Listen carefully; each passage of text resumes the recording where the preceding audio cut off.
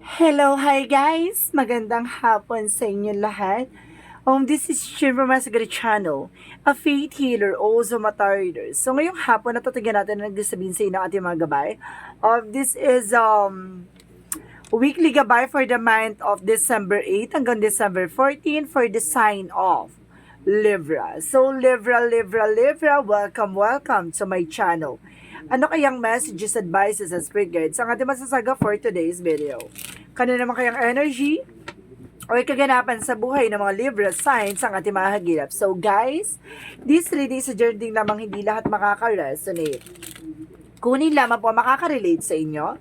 And comment down below kung kaninong energy ang ating nasagap. And of course, don't forget to like and subscribe my channel. And notification bell for more videos update. And of course, maraming salamat po sa mga walang sawang pag-support sa aking channel. Lalo-lalo na hindi nag-skip ng ads. Naway pagpalain po kayo ng Diyos at may kapal. Siksik diglig na guma pa o manumbalik sa inyong biyaya. So guys, kumapit ka na dahil ito namin sa'yo ng ating gabay for the sign of Libra. Angel Spirit Messages, give me an information for the sign of Libra. Ano kaya ang pinaka-messages for you ng ating mga gabay? Okay. There's an Empress card. So, there's a revert, no? Kumbaga, mayroong bagong eksena dito or bagong negosyo or there's a creation of life or something, baka may pagbubuntis or something, may bagong isisilang, no? Or guys, or there's an abundance, no? Because there's some okay, thank you. Because there's King of Pentacles. So there is a practicality na pagdating sa finances. So kailangan maging practical ka. Kumbaga magkakaroon ka ng bagong negosyo or bagong trabaho. Okay? And of course, there's a Page of Wands. So, there's a Queen of Wands. So, there's a confidence. So, kailangan magkaroon ka ng confidence sa ginagawa mo, no? At dapat alam mo yung ginagawa mo. Talagang, di ba? Kumbaga, para ipapakita mo sa kanila na alam mo yung pinagagawa mo sa eksena na yan. So, kumbaga, may idea ka or something knowledge ka dyan. Kumbaga, alam mo yung grounds mo, gano'n. Because there's a King of Wands. So, there's a Queen and King of Wands. So there's a same scenario for stability, no? Kumbaga sinasabi sa'yo dito, there's a bigger picture. And because there's a confidence and natural leader. Kumbaga sinasabi sa'yo dito na kailangan mong magkaroon ng kumbaga control sa situation, no? Pagdating sa finances and of course pagdating sa career, no? Kumbaga kailangan kumbaga tinitingnan mo kagad yung magiging possibilities ng eksena, no? So let's see what is additional messages. There's a Knight of Swords. So, there's a success driven. So, napakalapit mo na sa success, no? Parang sinasabi sa'yo dito na tuloy-tuloy mo lang ginagawa mo. And of course, there's a mature enough, no? Kumbaga, there's a mature person din dito. Mayroong mature person dito na, kumbaga, kumbaga may control or something, discipline sa ginagawa. So, let's see what is the Empress. So, there's a temperance for a perfect timing. So, sinasabi din dito, kumbaga, this is the moment, no, para makuha mo na yung mga bagay na para sa'yo. Baka matagal mo nang inantay ito, no? Ano ko sinasabi sa'yo dito, there is mother figure, no? So, ibig sabihin talaga, kumbaga, habaan mo yung pasensya mo kung para sa'yo yung bagay na yung para sa'yo. And because there's a Six of Swords, there's a transition na makakaalis ka na sa situation. So, sinasabi sa'yo dito, there's a leaving behind or something moving on. And because sinasabi sa'yo dito, manatiling kalmado pagdating sa finances, no? Hindi ka pwede magpadalas-dalas sa paggastos kung ano-ano mga kailangan magkaroon ka ng security, no? Pagdating sa finances, and you are also provider. So, let's see what is the Queen of Wands. And because there's a Page of Pentacles. So, there's a manifestation, no? May mga bagay na ma-manifest ka dito at may mga bagay na offer, no? Na parang pinag-iisipan mo muna bago mo tanggapin. Parang, kumbaga, kontrolado mo na yung emosyon, no? So, let's see what is the King of Wands. So, there's a Three of Swords in reverse. So, there's a recovery from the pain or something from the mistake or something failure, parang ganon. Kumbaga nakalaya ka na dun sa emotions na kumbaga rejection or something failure. And because there's an information that Ten of Pentacles, kumbaga there's a long-term success and long-term investment. So magkakaroon ka dito ng good wealth, no? Parang sinasabi dito na talaga magsasucess ka at the end of the time. Magkakaroon ka ng financial security and long-term success. So, let's see what is the Emperor. Why is the Emperor is here? So, there's a King of Cups. So, there's a devoted and supportive person, no? Meron talagang mature person na mahal ka talaga ng tao na to. At talagang, kumbaga may ahead kayong dalawa. It's either ikaw Libra ang mas matanda sa kanya ikaw ang mas bata sa kanya. Basta meron kayong age gap, no? So let's see what is the what is the Empress and of course the Temperance? Get my information. What is the Temperance and of course the Empress? And of course there's a higher find. So guys, there's lesson learned. So ibig sabihin dito may mga bagay na natutunan dapat kayo, no? From belief systems, no? Sa mga pinaniniwalaan nyo, no? Kumbaga there's a Temperance for healing also. So ibig sabihin dito kung may mga bagay kayong kumbaga hindi nakikita, no, by a medical. So ibig sabihin it is the time na kailangan niyo magpagamot by spiritual. Ganun, 'di ba? Kumbaga sinasabi sa dito kailangan magkaroon ka ng balance, no? Spiritual and of course practicality. So and of course sinasabi sa dito na magkakaroon ka daw ng balance and of course habaan mo yung pasensya mo sa lahat ng bagay, no? So let's see what is the King of Pentacles and the Six of Swords. So there's a Five of Pentacles. So there's a transition for financial loss. So some of you parang nadala ka na nagkaroon ka na ng financial loss or something, poverty from the past few months or the past few weeks. So nasabi sa dito na matuto ka na sa mga pinagdaanan mo, no? At maging practical ka na tutukan mo na ang negosyo o trabaho mo. So let's see what is the Queen of Wands and the Page of Pentacles. And because there's a Strength card, so there's a strongest energy that confidence bring you to success, no? Sinasabi sa dito na kumbaga kapag talaga confident ka sa ginagawa mo, no? At talagang ini-encourage mo yung sarili mo na alam mo yung ginagawa mo, no? At talagang tuloy-tuloy mo lang yung mga bagay na alam mong maisa sa katuparan mo at alam mong masasucess, kumbaga mapagtatagumpayan mo, no?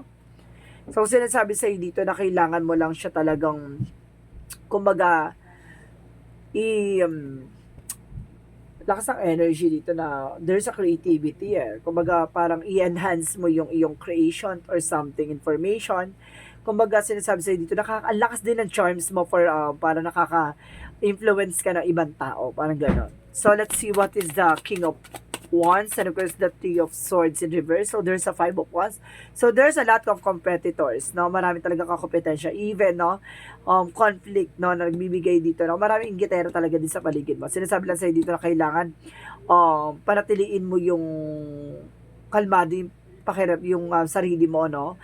Huwag ka sumabay sa tension or something, sa emosyon, no? Kapag alam mong galit ka. Kasi, kumbaga, may mga bagay na, kumbaga, nabibitawan ka salita or may nagagawa ka na, nagbibigay ng complication pa, lalo na hindi na susolusyonin yung problema, bagkos na dadagdagan. So, there's a bigger picture, kumbaga, kailangan control mo yung emotions mo, and you have the power, no? Na kailangan mong makarecover from the pain, from us physical and mental. So, let's see what is the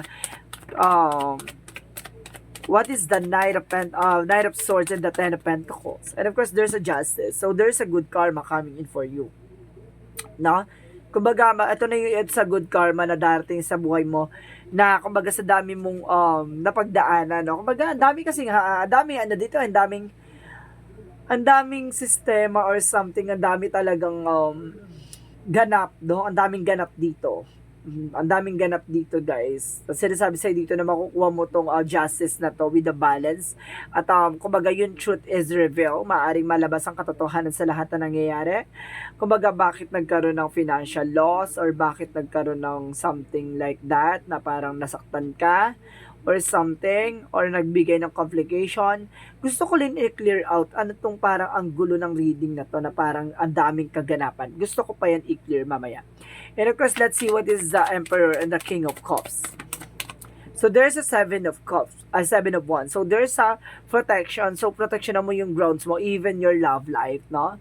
So sinasabi, stand on your ground, even your love life, no? Para sinasabi dito na malakas ang dito pagdating sa iyong partner. So let's see naman about naman sa career, no? Dito natin clarify about sa career. Ang career is the Seven of Cups. So, because there's a Page of Wands. So, there's a choices. So, marami kang pagpipilian dito kasi maraming ang ganap, no? Kaya marami palang kaganapan kasi there's a lot of options. Kumbaga, there's a lot of illusions din, no? Kumbaga, there's a lot of opportunities. And of course, parang sinasabi dito, aalamin mo yung mga bagay na alam mong, kumbaga, yung makakatulong sa'yo. Yun yung, bagay na magbibigay sa ng knowledge, also experiences. Kumbaga sinasabi dito, there's a good news, parang sinasabi, adventure, excitement. Parang, kumbaga, may excite ka dito sa mga bagay na hindi usually nangyayari sa'yo. Kumbaga, maraming bagay na, kumbaga, matututunan ka dito kasi hindi ka familiar sa mga kaganapan. So, ibig sabihin maraming ganap talaga na darating na hindi ka familiar. So, let's see what is messages pagdating naman sa finances. Finances is the Four of Pentacles. So, there's a saving money. And gusto, sinasabi dito kumbaga may mga bagay na nangyayari talagang failure and disappointment and grief, no? Kumbaga may mga bagay na yan. Kumbaga it's an opportunity to learn na kumbaga pagdating sa pera, kailangan mag-savings ka and secure, no? Kumbaga kaya ka pala nagkaroon kasi naging padalos-dalos ka rin sa paggastos. No, yun yung na-sense dito. Kumbaga naging biglaan din yung mga kumbaga nag-take ka rin ng risk pagdating sa mga businesses na kumbaga nagkaroon ng mga bankruptcy or something, nag-collapse, no? Kumbaga hindi naging maayos at klaro yung talagang gusto mong mangyari sa business. Kailangan kung magbubuo ka ng business, dapat alam mo yung pasikot-sikot, no? Bago ka mag take ng action diyan, dapat tinitingnan mo yung possibilities, no? Yung pinaka magiging kahinaan ng eksena para alam mo kung paano mo babawiin yon, no? So let's see about naman sa love life. Pagdating naman sa love life, there's a Three of Cups. So, there's a celebration coming in for you. May celebration dito, and of course, there's a Tower moment by the sudden changes, no? May mga pagbabago magaganap sa inyo, bibigay sa inyo ng pagbabago. And of course, there's a Two of Swords. Kumbaga, there's a decision at kailangan yung titimbangin, no? Ang inyong decision parehas. There's a confusion, maaaring naguguluhan kayo sa mga kaganapan sa inyo with your person. So, sinasabi sa dito na kailangan parang matroma na kayo sa nangyari sa inyo, no? Kumbaga, pagdating sa partnership, about sa love life nyo, kumbaga matroma na kayo na yung mga ganong scenario or something, sistema pagdating sa love life ay nag-fail, no?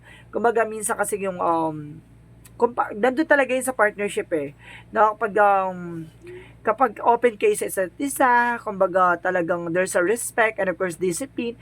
So talagang magmo-mold talaga na magiging solid yung foundation nyo. No? Kapag may mga bagay lang talaga na kailangan nyo talagang pag-usapan. No? There's a collaboration. So yun yung sinasabing collaboration dito. And of course there's a hidden information. Kailangan walang tinatago sa isa't isa. Kasi yun yung magte-tendency ng disaster or something chaos. And of course there's an information na kailangan na awakening. No? Para nagising kayo sa katotohanan na yun yung naging cause and effect sa mga past relationship nyo. So, yun yung kailangan yung baguhin. So, let's see about naman sa health. No? About naman sa health. Sige nga, get my information. About sa health is the Knight of Wands. So, there's a slow and steady. And of course, sinasabi sa'yo, maging mahinahon kayo sa paggilos at paggalaw, no? Kumbaga, there is an information by the Ten of Swords. Kumbaga, may nananakit yung katawan nyo, no? Or something. Kumbaga, dahil, kumbaga naging padalos-dalos din yung kilos at galaw nyo. Kailangan maging aware din kayo. Minsan nagkakaroon kayo ng, kumbaga, maling paggalaw, maling pagkilos. Kumbaga biglang kayo nagbuhat na mabigat or something. No? May mga bagay kayong ginagawa na parang naapektuhan yung katawan nyo or something. Or yung pag-inom ng kung ano-ano or something, pagkain ng kung ano-ano. Maging aware kayo, slow and steady. No? Kailangan, huwag masyadong abusuhin. Parang yun yung sinasabi dito. So, let's see what is the magical fairy messages. What is the magical fairy messages?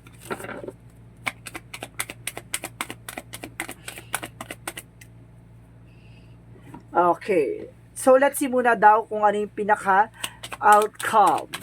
Pinaka-outcome ng reading na to is the Queen of Swords. So, there's a bigger picture. So, ibig sabihin dito, makikita mo na yung mga bagay na, kumbaga, ano ba talaga yung gusto mo? Parang dito kasi parang ang gulo-gulo ng plano mo. Parang dito parang magulo pa. Pero marami ka talaga iniisip. There's a multitasking. No? Kumbaga, ang dami mong plano, ang dami mo naiisip, ang dami mong gustong gawin. So, suddenly, nagkakamali ka. No, parang dami mong kaganapan na gustong unahin, ang gustong, kumbaga nagkakasabay-sabay, parang dahil sa daming ganap dito, parang ang ano no? Kumbaga, ang gara ng reading na to. Kasi parang ang dami mo kasing gustong gawin sa buhay mo. No? Of course, parang ang dami mong plano. And of course, ito yung sinasabi dito, maging balance. There's a bigger picture. Ito yung life purpose mo. Dapat alam mo yung life purpose mo. And of course, there's an area of course, letting go. May mga bagay na kailangan mong pakawalan or kailangan mag-move on. Or kailangan mong hanapin, no? Yung bagay na alam mong magbibigay sa'yo ng pangmatagalan, no? Na eksena. Hindi yung ang dami mong gustong gawin, ang dami kasi pupasok na illusion sa'yo na ang daming opportunities Kumbaga gusto mo ng gantong ganyan. Kumbaga pag may pumasok na ulit na bagong eksena, gusto mo ulit ng ganto. Kumbaga nagkakaroon ka dito ng something. Kumbaga nagto-trouble lahat ng iniisip mo. At the same time, there's an Eight of Pentacles. Kumbaga ayun sinasabi, yung ginagawa mo, yung trabaho mo, mag-focus ka sa isa lang, no, or sa dalawa lang. Kasi kumbaga there's a lot of kumbaga focus on your talent or something, skills, develop your talent. Hindi yung kumbaga lahat ng talent talaga kasi parang gusto mo lahat yun, gusto mo magawa mo, which is hindi, no? Kumbaga kailangan maging kumbaga parang time management yan kailangan mo i-manage yung lahat ng kaganapan sa'yo.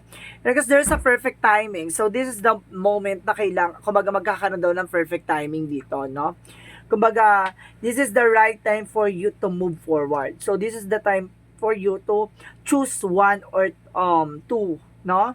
Na gagawin mo. Na alam mong mabibigyan mo ng oras sa talagang panahon. Kasi nauubos yung enerhiya mo, ang dami mong gustong ganap, ang dami mong gustong gawin. Diyos ko. Pati yung nag-reading, nahihilo sa'yo. Char! So let's see what is the yin and yang oracle card. Yun yung nagbibigay ng conflict So, there's a comfort zone. So, kailangan mong kumawala sa comfort zone mo, no? So, may mga insecurities kasi minsan tayo, di ba? So, ayun yung kailangan mong maging aware. And because there's a higher self. And kasi sabi sa'yo dito na, kumbaga, tignan mo talaga yung bagay na alam mo makakatulong sa'yo. Yung alam mong nasa puso mo, no? Kumbaga, tignan mo yung ikaw talaga. And of course, sinasabi dito, there's a facade, no? Kumbaga, sinasabi sa dito, alisin mo yung paniniwala mo or something, yung mga bagay na, alam mong, kumbaga, conclusion or something, imagination lang siya, no? O, ibig sabihin dito na kailangan mong, tignan yung mga bagay na alam mong mag-grow sa'yo, no? Alam mong magagampanan mo, 'di ba? So, let's see what is additional messages for, Monsology.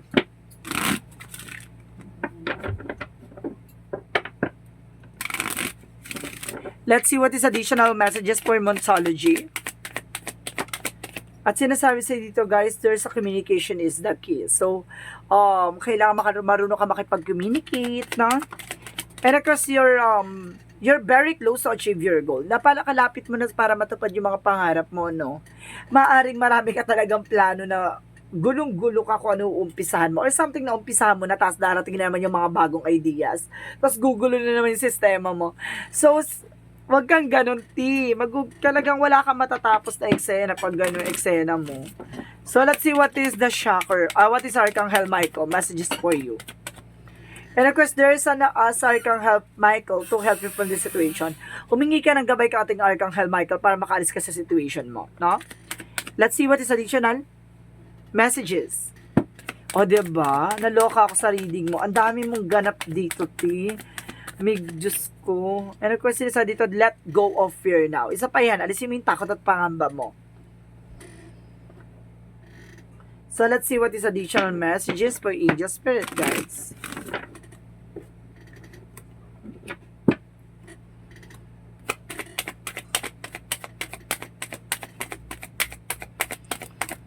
And of course, sinasabi dito, there is activating earth. Power places, ley lines, trust where you led. See, ibibigay sa'yo ni God kung saan ka talaga, para saan ka talaga. Kung anong talaga magiging position mo sa buhay, or pinaka-purpose mo sa buhay. Alam mo, sa dami mong plano, wala ka nang natatapos, no? So, let's see what is additional messages. And of course, there is a healing. So, and of course, kailangan nyo rin ng healing, no? Guys.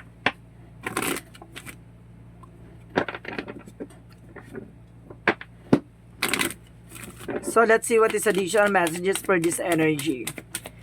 Ano kasi sa dito, there's a caring connection. There's person talaga na magmamahal sa'yo, no? There's a partnership for a lifetime. And of course, there's a door to the personal healing and happiness. So, may pintuan talaga para sa kagalingan at kaligayahan. Talagang binubuksan at bubuksan ng pintuan para sa kaligayahan at kagalingan sa'yo, no? So, let's see what is additional messages for Angel Spirit.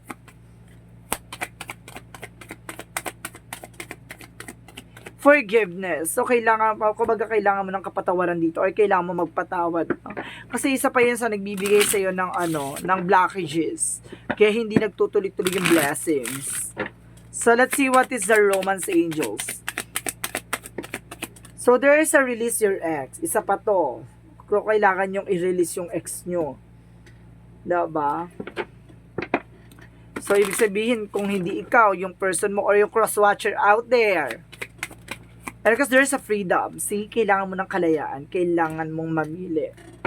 Lumaya ka sa mga iniisip mong, alam mong, diba? Kasi ang dami dito unfinished business talaga, no? And because there's a change position, isa pa to, kailangan mo magpalit ng ng position or something, manggagamot or doktor, kay baka may mga about sa nararamdaman ka, no, na kailangan mong malaman. So, kailangan mo na second option sa madaling salita. And of course, there's a workaholic. So, pagdating talaga sa business, trabaho talaga. So, let's see what is the Jesus loving quotes. What is the Jesus loving quote said? And pray always. So, kailangan mo magdasal palagi. And of course, meron pa siya sinasabi, yung Heavenly Father know that you have need all of this. So, alam daw ni God, na alam niya na kailangan may mga bagay na hinihingi mo at mga bagay na gusto mo. So, this is the angel's number, guys. Angel's answer. So, mag-isip kayo ng question, guys, diyan, kung ano yung magiging tanong nyo. And kasi bibilang ko ng 3, kailangan nakapag-isip na kayo ng question, okay?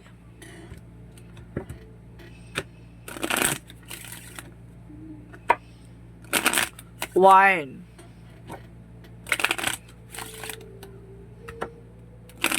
2. 3. Okay, angel's answer. Please give me an information. Ano ang magiging kasagutan sa iyong katanungan? Helpful people. So, some of you, marami kang tinutulungan tao. Or some of you, kailangan mo ng tulong na ibang tao. And of course, there's you're ready. So, may mga bagay na kailangan mo paghandaan. At kailangan maging handa. No? Additional messages. And of course, sinasabi dito, oh my God, talaga.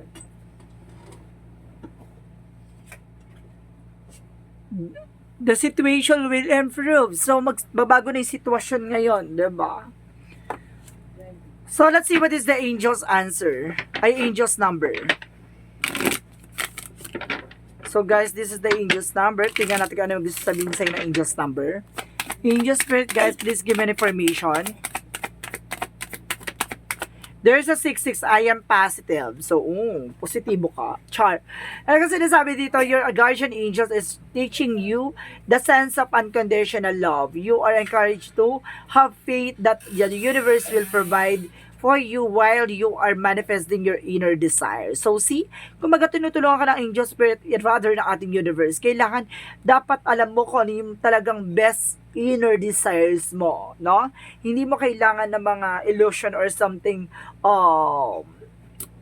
mga bagay na nakakagulo sa isip mo. Kasi, ang dami mong plano, which is, pag may dumating na naman na plano, kumbaga na, mo, no? Parang, naiiwan mo yung mga bagay na yun na mga ginawa mo. No? Kumbaga may mga bagay na gusto kang maranasan, may mga bagay na gusto mong matutunan, or may mga bagay na gusto mong mag-grow ka doon. Tapos pag may nalaman ka na namang bagong ideas, bago na naman yung eksena mo. So hindi dapat ganun. Dapat may consistency kapag dating sa business industry, pagdating sa trabaho, or pagdating sa negosyo. Ang sa madaling salita kasi masyado kang sawain, no? At marami kang gustong gawin. So let's see what is the messages of life. Ano kasi sinasabi dito, there is an I reap what I saw. So, sinasabi dito, today, I remember that all I think and all I do will come back to me in some way. I understand that I reap the fruits of what I sow and fill my life with the thoughts and deeds of abundance. Light and love, I sow seeds knowing I will harvest the greatest of the riches. So see, alam mo, kumbaga there's a, what goes around comes around. Kung ano yung mga bagay na ginawa mo, babalik din sa'yo yon. Maaaring mga bagay na, kumbaga, kailangan mong pag-isipan, no, bago ka mag-take ng action. Kasi kapag nagkamali ka na doon sa situation, hindi mo na yung mababalik. Bagkos, kumbaga, makakaranas ka ng mga bagay na hindi maganda. Like, kumbaga pagdating sa finances, no? Kapag nilaban mo yung mga bagay na alam mong wala ka pang extra at nilaban mo, tapos hindi ka na naman sigurado doon. 'Di ba? Kumbaga sinasabi sa'yo dito, makukuha mo yung mga bagay na deserve mo. 'Di ba? Kumbaga kailangan alam mo yung mga bagay na ginagawa mo. Alam mo yung mga bagay na dapat mong pasukin. 'Di ba? Bago ka mag-take ng action, kailangan mo munang gamayan, pag-isipan, at pagmunihan. So, this is the weekly gabay for the month of December 8 hanggang December 14 for the sign of Libra. So, Libra, maraming salamat for your wonderful reading. And of course, this reading is a general reading lamang, hindi lahat makaka-resonate. Kunin lamang pa makaka-relate sa inyo and comment down below kung kaninong energy ang ating nasagap. Maraming salamat po guys sa mga walang sa pag-support sa aking channel. Lalo hindi rin skip ng ads. Naway pagpalain po kayo ng Diyos at may kapal. Siksik tiglig na gumapaw man ng balik sa inyong biyaya. Maraming salamat po and see you in the next video. Bye-bye. And babush.